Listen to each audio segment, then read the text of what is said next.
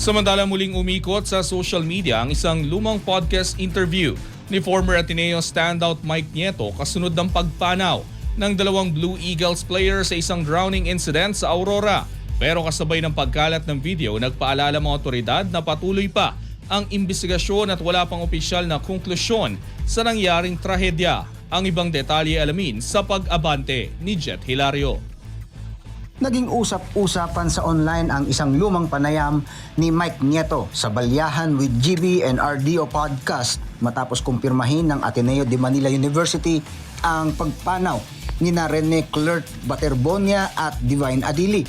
Sa panayam, ibinahagi ni Nieto ang kanyang naging karanasan sa mga team building at endurance activities ng Blue Eagles sa ilalim ni Coach Tab Baldwin. News as a team na parang dadalhin po kami sa isang resort na tago.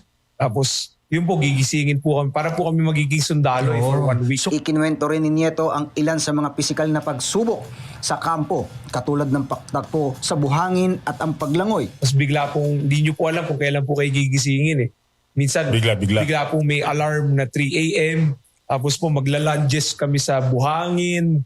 Tapos lalangoy din po kami. Tapos syempre, iba nyo pong kasama. Hindi naman po marunong lumangoy. Ayon kay Nieto, mahalaga ang pagtutulungan ng mga kasama sa mga ganitong uri ng aktibidad.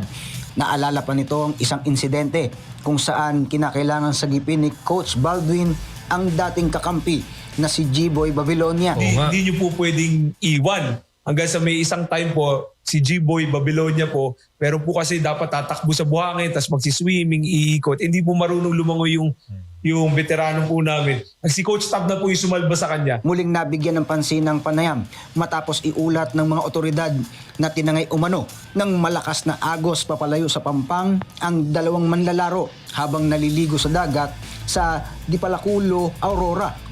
Dahil dito ay may ilang netizens ang nagtatanong kung may kaugnayan ba ang team building activities sa nangyaring insidente. Pero sa kasalukuyan, wala pang opisyal na natuklasan o ebidensyang nag-uugnay sa training program, coaching staff o mga team building practices ng Ateneo sa pagkasawi ng dalawang estudyanteng manlalaro. Patuloy pa ring nagsasagawa ng investigasyon ng mga otoridad upang matukoy ang buong detalye ng nangyari.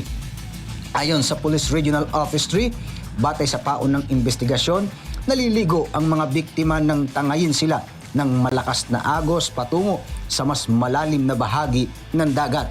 Habang nagluluksa ang komunidad ng Ateneo, hinihintay pa ang resulta ng investigasyon upang lubusang malinawan ang mga pangyayari sa likod ng naganap na trahedya. Ako si Jet Hilario, Abante. Manatiling nakatutok sa Abante, sundan kami sa aming mga social media accounts at huwag kalimutang mag-subscribe sa aming YouTube channel, DWAR Abante Radio, para sa mga eksklusibong balita.